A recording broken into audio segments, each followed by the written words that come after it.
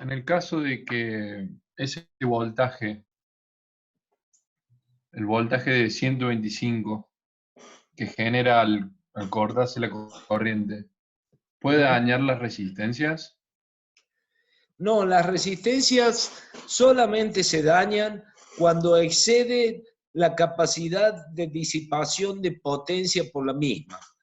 La resistencia es algo que deberían saber ya, pero cuando usted consigue una resistencia o cuando usted compra una resistencia, debe ser especificada tanto por su valor de ohms que va a utilizar, como también por la capacidad de potencia por efecto Joule que va a poder disipar esa resistencia. Si la resistencia no tuviera la capacidad de disipar esa potencia por efecto Joule, o sea, estamos hablando de I cuadrado R, la corriente al cuadrado por el valor de la resistencia que usa, supera la capacidad de su disipación, la resistencia se va a quemar. Entonces, esa es la única condición en la cual podría destruirse, que no es el caso este. Bueno, acá yo me preguntaban recién cómo podía hacer para evitar que aparecieran esos ciento y pico de voltios sobre los elementos, tanto como en la bobina, como sobre las resistencias y sobre todo el circuito que está conectado en ese momento. Dijimos que esa sobretensión que aparecía podría llegar incluso a destruir los contactos que se están abriendo, porque se generaría un arco eléctrico que podría destruirse si no tiene esa capacidad de aguantar esa energía calórica que se produce por el arco. Entonces, yo colocando que esto es lo que se utiliza en todo, por ejemplo, los circuitos que están dentro del automóvil. En el automóvil las baterías son de 12 voltios, pero se producen sobretensiones cuando ustedes encienden una lámpara, enciende cualquier elemento que sea un switch que se abre o se cierra manejando un relé. El relé es un elemento que tiene de por sí, es como un switch controlado a través de una bobina. En ese caso, la bobina sería esta que está en nuestro circuito. No Entonces, estamos mostrando la pantalla. ¿no está qué? No estamos No mostrando estoy la compartiendo la pantalla. Bueno, ahí está, tiene razón, disculpen. Entonces, ahí, ahora sí, ¿no? Sí. Sí, profe. Ahí hay dos chicos que preguntaron el tema del aumento de voltaje, si lo podía volver a explicar. El aumento de voltaje que se produce cuando abrimos un switch y hay una bobina, siempre, pero siempre va a haber una sobretensión que se genera y que se distribuye por todo el circuito a la cual está conectada esa bobina. Entonces, uno de esos elementos que sufren mucho generalmente son los switch que están acá, dado que entre sus bornes, si ustedes se fijan, el switch queda en paralelo con la tensión, esa sobretensión que apareció cuando yo abrí. Entonces, esa sobretensión hace que entre sus contactos del switch, los dos polos del contacto, esa sobretensión produce un arco eléctrico entre los dos, que es la famosa chispita cuando ustedes vieron que a veces en una habitación ustedes apagan la luz y alcanzan a ver, sobre todo en las llaves de luz que había antes, que eran media transparente y se podía ver como una especie de chispa interno que se producía. Bueno, esa chispa es debido justamente a estos fenómenos transitorios y cuando hay una bobina en el circuito que al abrirlo produce esa sobretensión y se termina conformando un arco eléctrico entre los dos contactos. Ese arco eléctrico produce calor, como cualquier arco eléctrico. Y ese arco eléctrico, ese calor, puede destruir los contactos que tiene el switch.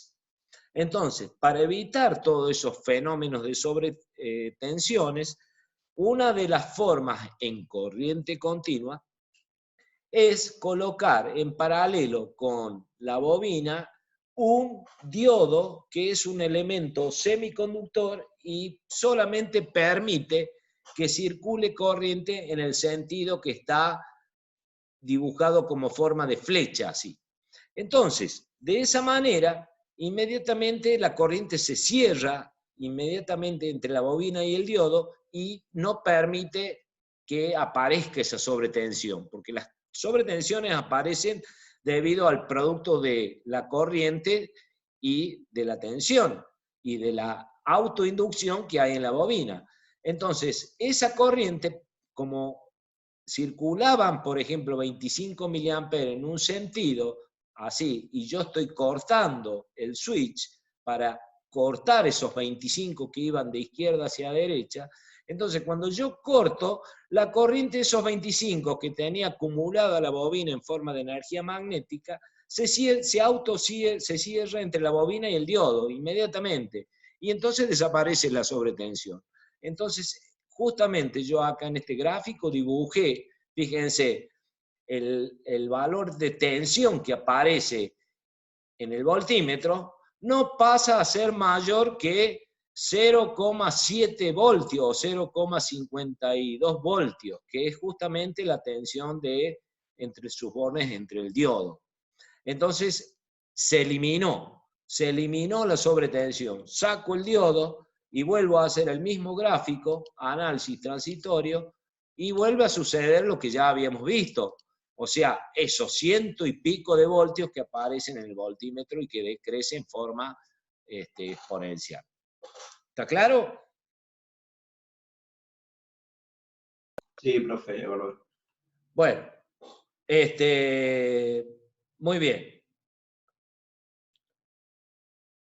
Y el otro caso, voy a cerrar este dibujo, era el caso de que era un circuito RC.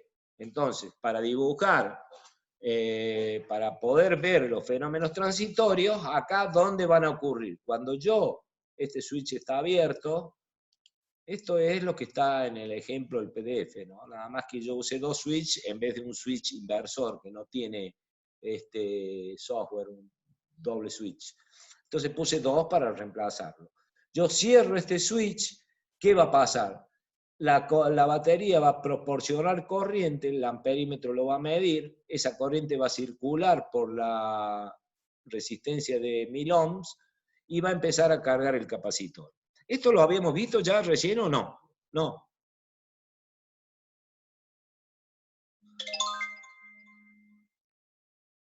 ¿Me están escuchando? Hola, hola. Sí, profesor, escucha Sí, y profe. no lo vimos. Ah, no lo vimos. No, me perdí porque estaba justamente con otras cosas. Disculpe. Bueno, entonces, la corriente va a cargar el capacitor, la tensión del capacitor va a empezar a aumentar y la caída de tensión se va a producir en esta resistencia, la va a medir el voltímetro BM1 a medida que va cargando esa corriente el capacitor. Entonces, yo aquí voy a dibujar el transitorio, vamos a poner, y no se vio nada. Madre, boludo, mirá con quiénes estuvo, boludo. Estuvo con Cierren, 1500 negros, Menem. Con Mandela. cierren el Pero apaga el micrófono, por micrófono. favor. Con Gorbachov, boludo. Cierren ese Con micrófono. Maradona, El y otras micrófono. cosas. Acá no. Carlos Saúl I de Anillago con el insignio George H.W. Bush. Este Santi. último lo calificó como un amigo entrañable. Santiago, cerrá el micrófono.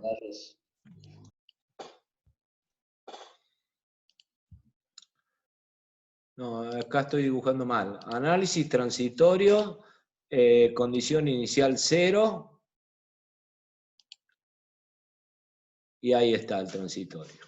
Bueno, tienen una escala muy chica, puedo dibujarlo de nuevo. Transitorio, en vez le pongo 10 segundos. Y ahí voy a ver cómo se produce. ¿Qué son estas curvas? Interpretemos qué son estas curvas. Bueno, dijimos, la curva marrón, evidentemente, es la tensión que está sobre el capacitor, porque el capacitor está sin cargas, está con 0 tensión. Cuando yo cerré el switch, se empieza a cargar en forma exponencial. ¿Hasta qué valor se va a cargar este? Y se va a cargar a la tensión de batería, los 10 voltios que tenemos acá. En cambio, la tensión de la curva verde va a ser decreciente, dado que a medida que va circulando corriente, se va produciendo un I por R sobre la resistencia de 1000 y va a producir también una tensión que va a ir decayendo hasta llegar a ser igual a 0. ¿Quién me pregunta? Pero ahí dice, le marca una condición inicial de 10 voltios el capacitor. No, pero cuando yo dibujé acá, fíjense, análisis transitorio, si yo no tildo use condición inicial, no me la toma en cuenta, ¿ok? Está bien. Hagan de Sí. cuenta de que está en 0. Yo no lo quise borrar para no volverlo a hacer, pero eso se hace de acá. Le saco este 10, le pongo 0 y listo. Nada más que ahora vamos a ver el efecto inverso. Entonces, en esto también tenemos la curva esta media amarilla que está acá abajo, que no se la alcanza a ver, que sería la carga del capacitor, que también es una curva exponencial. No se la ve porque evidentemente, fíjense, la escala está entre 0 y 10 voltios, y la corriente que va a circular acá como máximo va a ser 10 voltios dividido 1000 ohms. 10 dividido 1000, ¿cuánto le da? Le va a dar 10 miliamperes. Entonces, 10 miliamperes en esta escala de 0 a 10 no se ve. Si yo achicara la escala, sí, o saco los voltímetros para que, supongamos, saquemos los voltímetros. Saco el voltímetro saco este, dibujo, voy a transitorio, condición inicial 0, le doy OK, y ahí estoy viendo yo la corriente que marca. Ves que la escala dice corriente ahora, porque las otras no se alcanzan a ver porque no hay voltímetro, no hay elementos que midan. La corriente arranca a 10 miliamperes, el capacitor es un cortocircuito al comienzo y empieza a decaer en forma decreciente. Hasta que el capacitor se cargó y llega igual a 0 y acá queda en régimen permanente después de 10 veces la constante de tiempo de este circuito. ¿Cuánto vale la constante de tiempo de un circuito RC? El valor de R por C. R en ohms y C en faradios. Ahora, yo voy a desconectar esto, voy a conectar este, ¿y qué va a pasar? El capacitor se cargó a 10 voltios. Entonces, ahora la corriente que circulaba en este sentido, ahora va a circular en el otro sentido y se va a descargar entre las dos placas del capacitor y la resistencia. Dibujo transitorios, tomo la condición inicial con ese tilde, le doy OK, cierro y ahí veo que la corriente arranca desde menos 10 miliamperes. Si yo achico más la escala lo puedo ver mejor incluso. Transitorio, le pongo, en vez de 10, le pongo 4 segundos. Arranca casi de 10 miliamperes, si hacen la proyección de esta curva, y la corriente se empieza a circular en sentido contrario, por eso indica menos 10, y empieza a decaer en forma exponencial hasta llegar a hacerse el valor 0, que es el que tienen ahí en el dibujo. Y si yo agrego ahora en los voltímetros, puedo ver cómo las tensiones, esto ustedes tendrían que ir imaginándose cuál es la forma y el tipo de curva que debería aparecer para que sepan que ustedes han entendido el concepto, ¿no?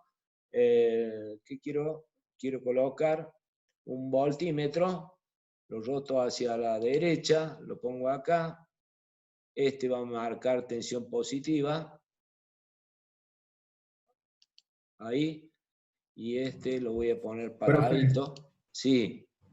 Disculpe que lo interrumpa, pero este ejemplo usted ya lo había explicado. Nosotros habíamos quedado en el ejercicio número 5, que estaba explicando cuando se cerraba el switch y qué es lo que pasaba con la bobina.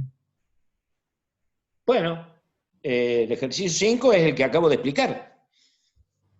El que acabamos de ver, ese es el último ejercicio que está en el PDF. Y demostramos que acá se producía la sobretensión y cómo se evitaba la sobretensión, etcétera, etcétera. Y vimos las curvas de transitorios tanto en la apertura y en el cierre de la bobina. ¿Está? Por eso preguntaba si este lo habíamos visto, me dijeron que no, pero por eso lo estaba volviendo a explicar. Bueno, ¿alguna duda con esto?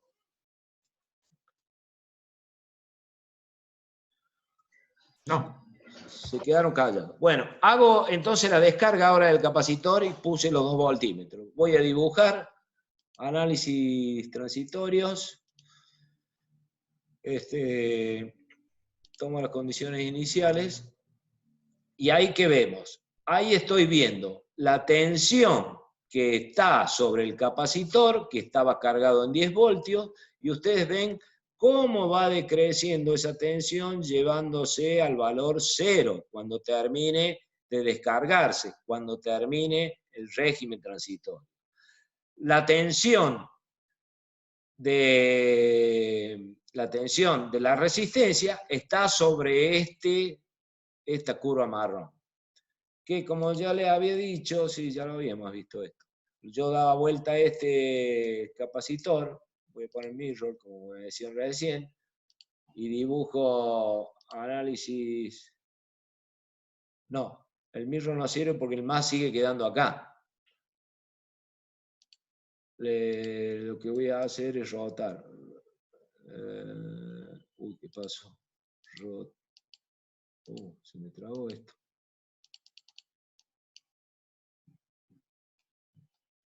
No me agarra el voltímetro, no sé qué pasó. Y este sí me lo agarra, y este... Ahí está. Voy a borrar. Lo roto hacia la izquierda. Lo pongo aquí. Saco la curva de nuevo. Lo dibujo. Y ahí tenemos las tensiones que se aparecen en este circuito. Bueno, ¿alguna duda con esto? ¿Alguien quiere hacer pregunta? Con esto yo doy por terminado todo el tema de transitorios. Así que por favor aprovechen para preguntar lo que sea.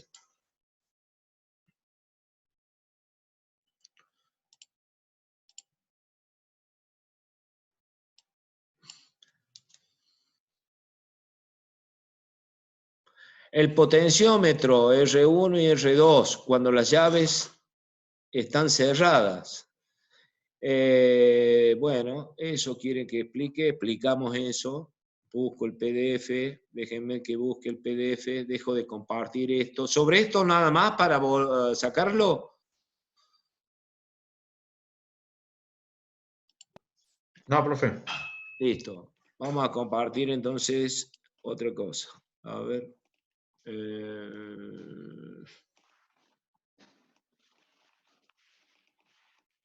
¿Dónde tengo? Esperen que busque. Voy a buscar.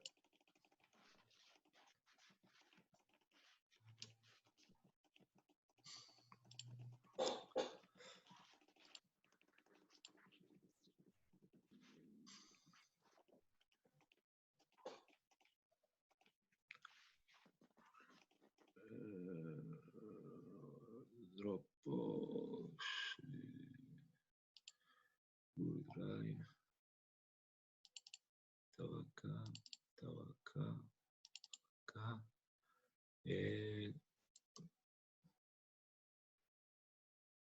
Abrir. Ahí.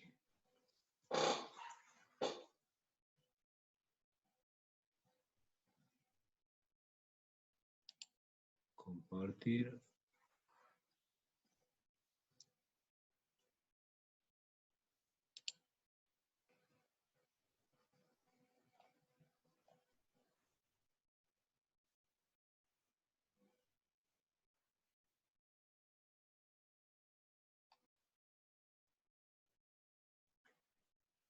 ¿Dónde se metió esto?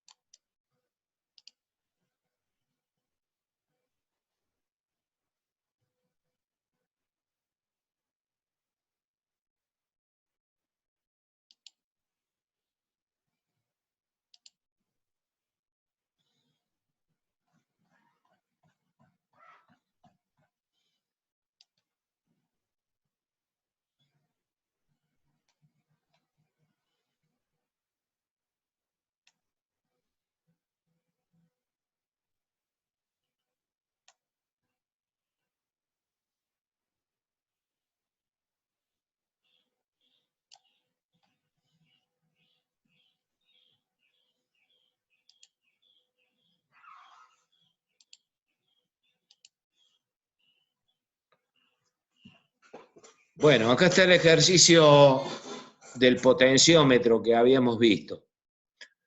Dijimos que esto nosotros lo íbamos a hacer también en el TINA y íbamos a corroborar los valores que veíamos y calculábamos teóricamente para que podamos ayudar a tomar y usar voltímetros y amperímetros para entrar a ver todos los parámetros que había acá en este circuito. Vamos a volverlo a explicar. Ustedes ven que esto que nosotros le llamamos potenciómetro, en realidad es un conjunto de dos resistencias en serie, nada más que eso. Y justamente donde se unen las dos resistencias en serie es el punto de derivación donde yo saco este punto A para sacar y llevar hacia otro circuito o hacia otra resistencia que le llamamos resistencia de carga. Entonces, en el TINA, cuando lo dibujen, no usen el potenciómetro que tienen en el TINA, sino pongan dos resistencias en serie para que se les haga más fácil usar y calcular y medir. Entonces, un divisor resistivo está compuesto entonces por dos resistencias en serie que yo la conecto en sus dos extremos C y B a una batería por la cual va a circular una corriente determinada por la ley de Ohms. Tensión 100 voltios dividido R1 más R2. Eso es lo primero que nosotros sacamos para obtener esta corriente IP, que le llamo IP por ser IP del potenciómetro, y que son justamente 100 voltios dividido 1000 ohms. ¿Por qué? Porque R1 más R2, la condición es que dé siempre 1000 ohms. Cuando yo saco esa corriente que circula a través de este potenciómetro, evidentemente que esa IP multiplicada por R2 me va a dar la caída de tensión que hay entre los puntos A y B. Entonces, esa tensión, según lo que pedía el problema, debía ser un valor de 20 voltios. Entonces, la condición sería, para saber qué combinación de R1 y R2, tal que su suma siempre de 1000 ohms, me dé justamente en el punto medio el valor de 20 voltios. ¿Cómo hago ese cálculo? Digo, saco la corriente IP, como dije recién, y después, acá está mal en el PDF, dice para tener 3 voltios, porque antes lo hacía con 3 voltios y después lo cambié a 20 y me olvidé de cambiar 3 y quedó 3. Pero en realidad ahí es para tener 20, debe decir.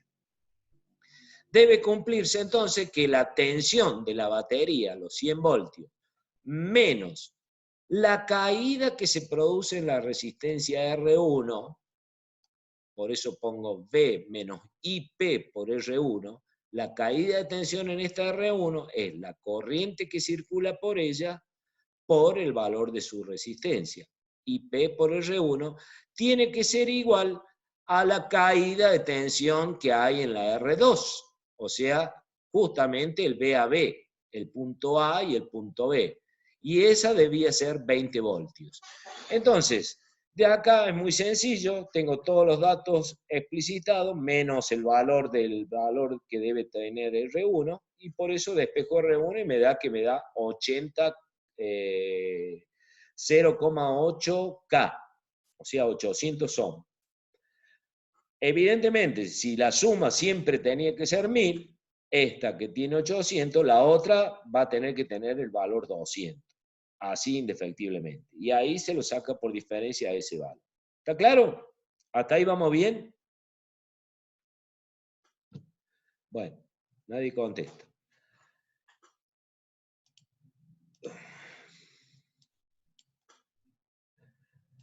Bueno, ahora, ¿qué va a pasar cuando yo agarre y cierre este switch que está acá?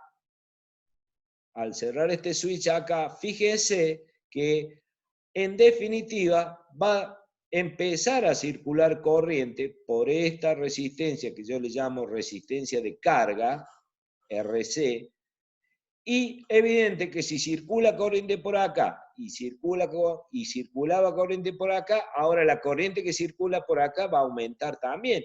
Entonces, todo cambia, porque si la corriente que va a circular por R1, que antes era IP por R1, ahora va a cambiar, evidentemente va a ser una corriente más grande y va a producir una caída más grande, y al ser la caída más grande sobre R1, evidentemente que los 20 voltios que tenía antes de que yo cerrara el switch, va a ser justamente ahora mucho menor. Entonces, por esa razón, yo debo recalcular los valores de R1 y R2 para volver a obtener los 20 voltios que tenía al principio cuando el switch estaba abierto. ¿Está bien? ¿Cómo me las ingenio para arreglar eso? Bueno, simplemente lo que yo voy a decir ahora es que, nuevamente, como ya veníamos diciendo, R1 más R2 son los 1000 ohms. ¿Está bien? Voy a achicar esto, así podemos ver el circuito a la vez.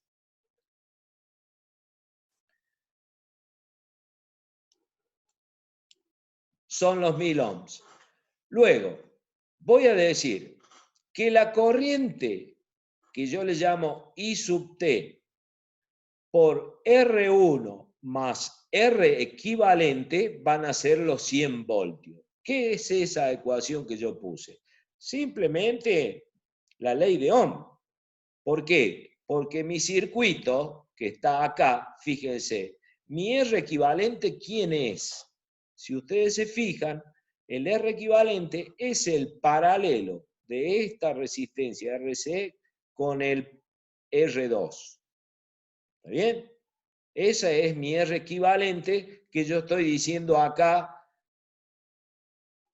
R1 más R equivalente es por la I que circula es igual a los 100 voltios. O sea, la tensión aplicada. Solamente ley de Ohm.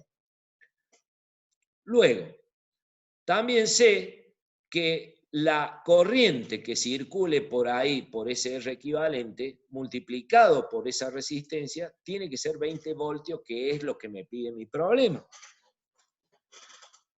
Con esta ecuacióncita tan elemental, yo despejo y veo qué corriente está circulando por ese paralelo.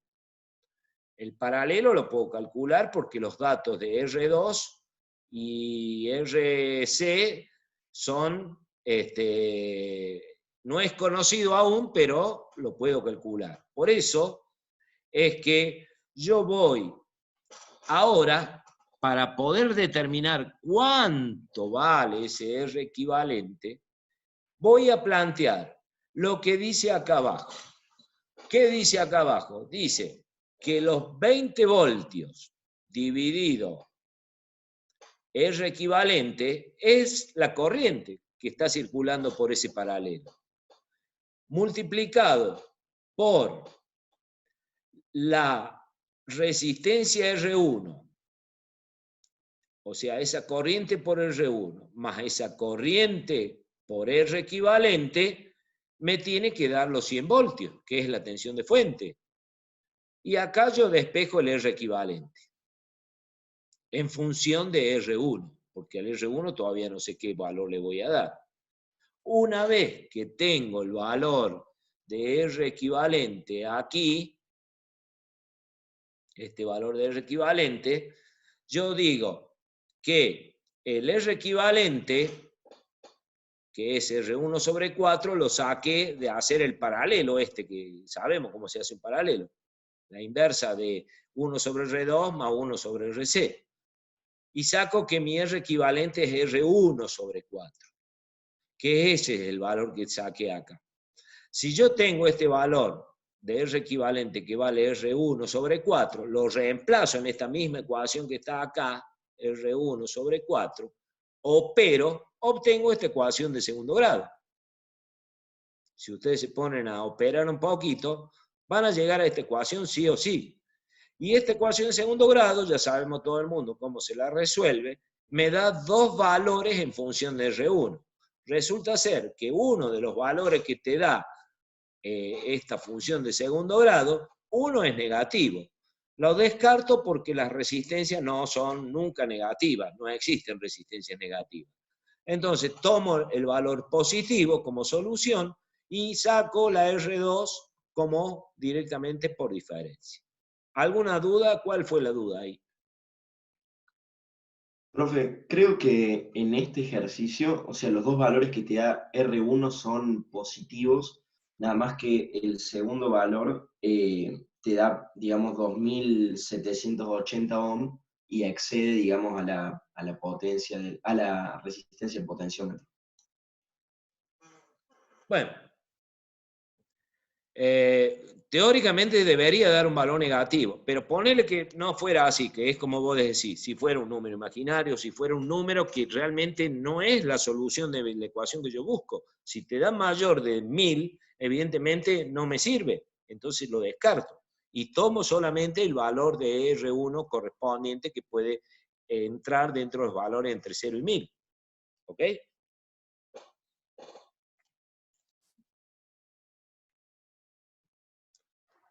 Bueno. Profe, una consulta sobre algo, digamos, de operaciones. ¿El paralelo siempre lo vamos a manejar como una inversa de la suma de las inversas o lo podemos hacer producto sobre la suma? Y si eso es lo mismo, es resolver... Claro, sí, no, es cuestión de cálculo, ¿no? Es para, usted lo ve así porque es mejor o, digamos, podemos hacer cualquiera de los dos. Es lo mismo eso, o sea, lo que vos me decís, multiplicar, suponete dos resistencias, R1 y R2. Sí.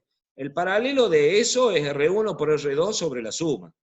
Claro, sí, Pero sí. eso es únicamente para el caso que son dos resistencias. Cuando son Sí, tres obvio. ya cambia. Sí, sí, sí. El valor ese que vos me decís, R1 por R2 sobre R1 más R2, es igual, exactamente igual que sale de ahí, de 1 sobre R1 más 1 sobre R2 inversa. Vos te pones a operar y te da justamente eso. Bien, ¿Okay? perfecto. Bueno, ¿qué más? Bueno, las tareas son estas, chicos. Vayamos ganando un poquito antes que oscurezca. Las tareas eran todos los ejercicios que están ahí, todos sí tienen que estar hechos manualmente, entenderlos, calcularlos manualmente, y a la vez tienen que estar reflejados a través del TINA, todos los ejercicios, desde el 1 hasta el último que vimos recién, como el que acabo de hacer yo. Entonces, ahí apliquen, lo tienen que saber hacer con el TINA. Lo tienen que saber armar con el TINA, tienen que saber entender en el TINA cuál es la curva de uno, cuál es la curva que se espera. Porque si uno dice, es fácil, pongo y le doy análisis transitorio y me dibuja cualquier curva, tengo que esperar que esa curva está dentro de lo que yo sé teóricamente.